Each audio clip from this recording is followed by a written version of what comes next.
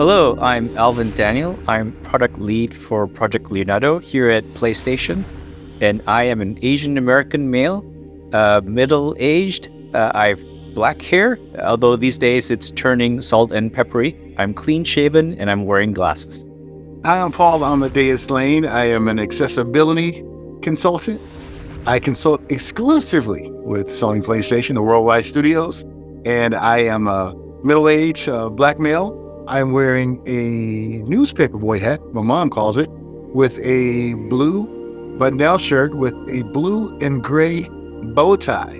My pronouns are he and him, and I am so delighted to be with the rest of the crew. Hi, my name is Sam Schaffel. I'm an accessibility design researcher at Insomniac Games. My pronouns are he, him. I'm a white male in my mid-30s with long brown hair, glasses, brown eyes, and I'm wearing an Insomniac Games t-shirt. We're excited today to have and host another accessibility community spotlight to follow up actually on the very exciting news that we were able to announce at CES earlier this year in January on Project Leonardo. This is PlayStation's very first wireless accessibility controller. And I'm joined here today with two very dear friends, Paul and Sam, to speak more about this project. Paul, could you tell us a little bit about how you got into video games and how did you become a video gaming accessibility expert? Well, Alvin, you want my origin story, so I'll go ahead and give you my origin story. Well, I've always been an avid gamer. I love video games. Video games have always been my passion. And 2 decades before my accident, I lived and breathed and just walked and talked video games. What happened when I had my accident, I lost that ability to play. And it was like I lost a long lost friend. So for many years, I set out to see how I can be reunited with my friend. So I found out that I was able to manipulate like the game controller to be able to, play video games again. And then I started thinking, how many others out there have the frustrations that I have due to a disability and not able to game like I was? Sam, same question to you. Could you tell us a little bit about how you got started in video games and a bit about your journey to become an accessible gaming expert? I was born with cerebral palsy, which affects my left side. So I primarily just use my right hand for everything. I saw doctors about it when I was very young, and doctors suggested to my parents that I use video games as a form of physical therapy.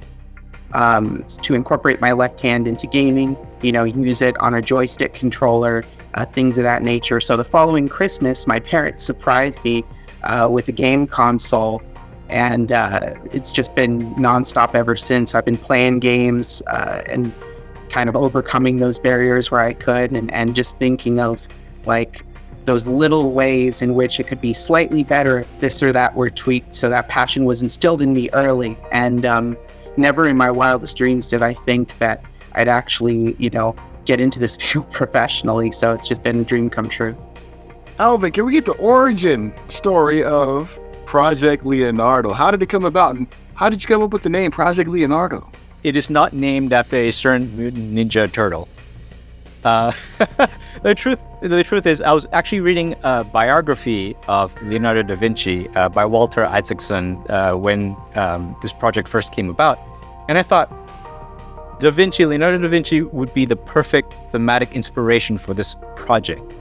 Drawing upon the talents of many people in the company and the input from the community and experts such as yourselves. We think we've got something special here, and we really can't wait to bring this to you. The first time you opened that package, what was your first impression? What did you think? I go back and I remember the briefcase, the top secret briefcase with a lock code, right? Got it delivered to my house and put in the code, unlocked it, and saw the equipment. And it was amazing. It was exactly what I had hoped for. There were some modifications because I think, looking back, I think it was round 1. So there were some things that I saw that I definitely communicated in the feedback that I would like to have seen tweaked, and they were. And the next iteration, everything got smoother and smoother. Paul, so one day on your doorstep, super secret prototype package appears. You open the box and What do you think? And I saw it and I was like, what am I going to do with this right here? But then I looked at the instructions, that was provided, and I was like, whoa, this is going to be awesome, because as a quadriplegic and somebody who's been disabled for over 30 years, I wake up every morning trying to problem solve. So when I saw that briefcase with the controller in there, I was like, I'm looking forward to solving these problems right here when it comes to accessibility and gaming, and then just providing feedback when I saw it and saw the different iterations. I was like, wow, this is really, really awesome. We found that yourself and other test players were doing things we did not anticipate, did not expect. It was kind of this emergent way of using Leonardo with setups and configurations we had not occurred to us, actually. So that was both satisfying and gratifying to learn. Actually, it's like, oh, they want to use it in this way. Wow, we didn't think of that. So that was really good to learn. There's so many awesome things about Leonardo. Just to go back, because something else just occurred to me while we were all talking. The different joystick caps that you can put on the controller. Having a big kind of arcade style thing instead of the small one that's more difficult for me to use on the left or right stick, to be able to put a full-on joystick for that so that I can use my left hand, and even though it doesn't have the degree of motion that my right hand does, to be able to use that to actually control the camera again was really amazing, because it was just something that I couldn't do with those smaller thumbsticks. Yeah, I have to say the people really love that arcade style stick. I've seen people use it by cupping it from the bottom or manipulating it from the top. It's got that kind of old school vibe around it. So that's fantastic. That's great to hear. Hey, Alvin, when you get all this feedback from us, did the team feel kind of overwhelmed, or did the team kind of embrace, all of this different feedback?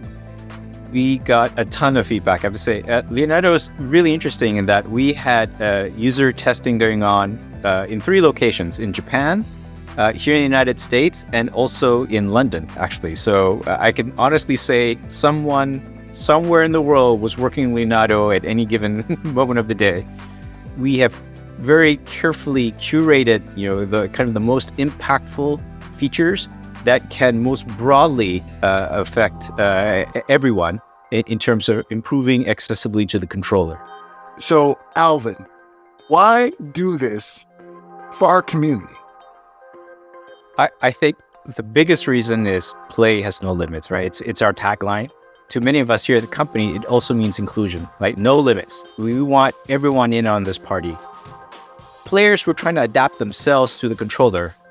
And with Leonardo, we're turning down its head. We now want the controller to adapt to you.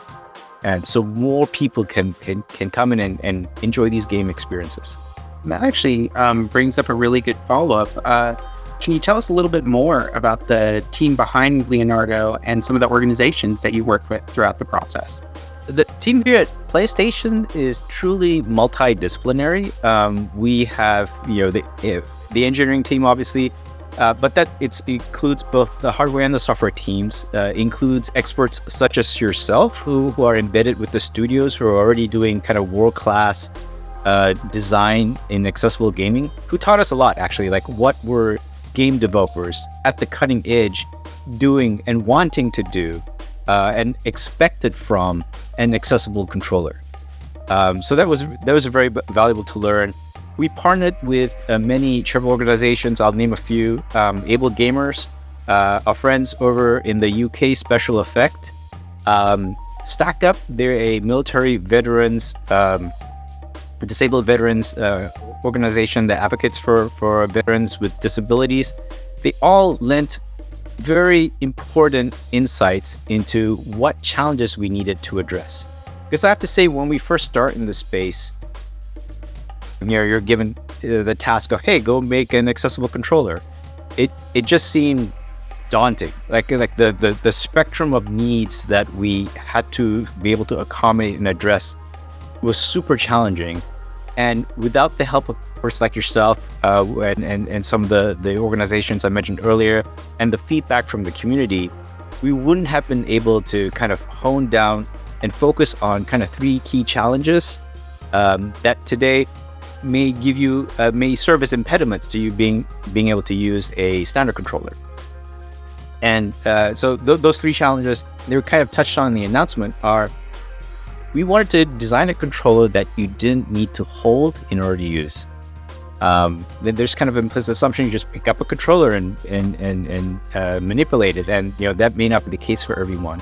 The second challenge we wanted to address is making it easier to press the buttons on the controller. And I think with a standard controller, you may find that the buttons are too small or too densely packed. And also the buttons can appear on two surfaces, right? You've got the face buttons on the top and then the shoulder and trigger buttons on a completely different plane. And that can be challenging to interact with. And then finally, it was the thumbsticks.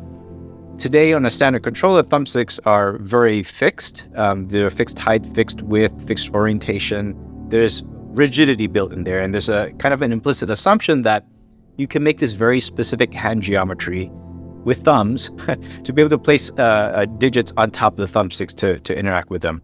And we really wanted to design something with a lot of flexibility in those three areas. And I think the ability to customize the controller by taking the different button caps off and substituting them and really making it your own. And because Leonardo is a kit, I think it also means that it can evolve with you as your needs potentially change. So the controller you start using on day one could over time change to something, at day 100 or later, if your needs should change, right? You can continue to adjust the controller to make it your own. I'm glad you brought that up because there are some small buttons on that controller, like the options button, the share button. So to be able to remap those to a bigger button is fantastic. Because especially for that pause press, when you're under pressure because there's something exciting going on, you just have to stop the action. Having a larger button to press in time is very important. It's nice to have a controller that will meet those needs as you get a little older, because you may not be as fast, you may not be as quick when it comes to pushing buttons, but to have this evolve with you. I'm so glad you shared that, because I saw myself with the different iterations, evolving over time, over the way I would game. So that was a really awesome thing. And Sam, when you first saw what it was going to do for you, with gaming and making it more accessible for you, you being in the industry, what did that mean for you that now this is going to be a reality? To be able to use both hands in gaming again, both as someone who just plays games and a game designer, it kind of hit me twofold, and it was just wonderful. To take some of those games that are harder and really require, you to have full movement on both sticks and things like that, and to be able to say I've been able to kind of get by using the movement stick and then quickly shifting to the camera stick and back and forth. But sometimes that works, but for those more challenging games, sometimes it doesn't. So to be able to say, hey, I've got this, I can just put my left hand on my joystick on my Leonardo to control the camera while my other hand is able to use the other stick. It's awesome. I'm looking forward to going back and playing games that I had previously been stuck in. That's going to be great to get those the trophies and things. Those blockers will be removed and no longer blockers, and I can point to the trophy and say hey, I got it finally. And some of these games I had been stopped on for years. When you look at Project Leonardo and some of the great work that's being done at Insomniac Studios with the features being put in, how do you feel about this collaboration and just this mesh of wonderful ideas? I feel like it's true harmony when you look at it, because there's a lot of complementary features between Leonardo and a lot of the software for motor accessibility players and features to kind of cover each other and help each other and just expand that customizability and those options. Hey, Alvin, I think Sam is happy that all these things are in there, so I won't be bugging him via text message. Hey, Sam, I'm stuck.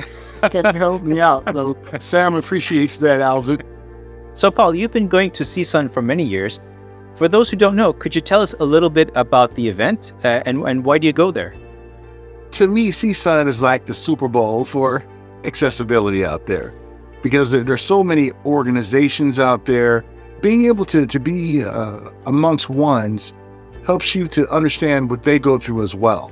And then what that does, that helps us to have this coalition that we can work together so that we don't leave any of our disability brothers and sisters behind. So, Paul, what is your favorite memory as a gaming accessibility consultant?